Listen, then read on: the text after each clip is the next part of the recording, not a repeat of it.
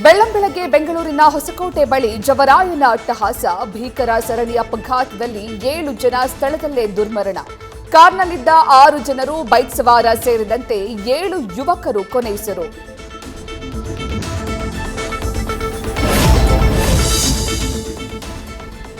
CID ಚಕ್ರವ್ಯೂಹದಲ್ಲಿ ಸಿಲುಕಿ BJP ಶಾಸಕ Byrathi Basavaraj ವಿಲವಿಲ.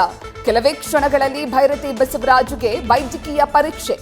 Magistrate ಮುಂದೆ ಹಾಜರುಪಡಿಸಿ ಕಸ್ಟಡಿಗೆ ಕೇಳಲಿರೋ ಪೊಲೀಸರು.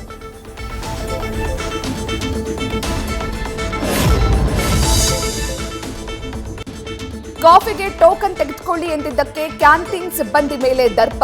ಕೆಂಪೇಗೌಡ ಏರ್ಪೋರ್ಟ್ ಆಲ್ಫಾ ಬಿಲ್ಡಿಂಗ್ ಕ್ಯಾಂಟೀನ್ನಲ್ಲಿ ಕಾನ್ಸ್ಟೇಬಲ್ಗಳ ದೌರ್ಜನ್ಯ. ದರ್ಪ ಮೆರೆದ ಕಾನ್ಸ್ಟೇಬಲ್ ಗಂಗರಾಜು, ಬಾಳಪ್ಪ, ಕುಮಾರ್ ವಿರುದ್ಧ ಎಫ್ಐಆರ್.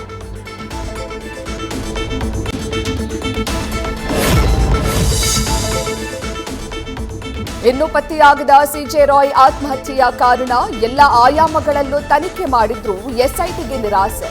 ಕಳೆದ 3 ತಿಂಗಳ ಸಿಜೆ ರಾಯ್ ಸಿಡಿಆರ್ ಪಡೆದು ಎಸ್ಐಟಿ ತನಿಖೆ.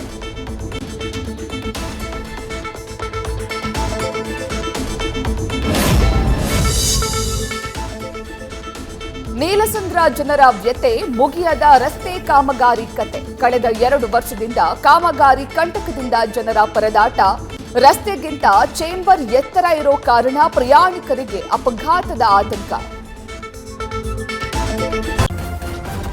ನ್ಯೂಸ್ ಫಸ್ಟ್ ನಿರ್ಭೀತಿಯಿಂದ ನಿಮ್ಮ ಪರವಾಗಿ.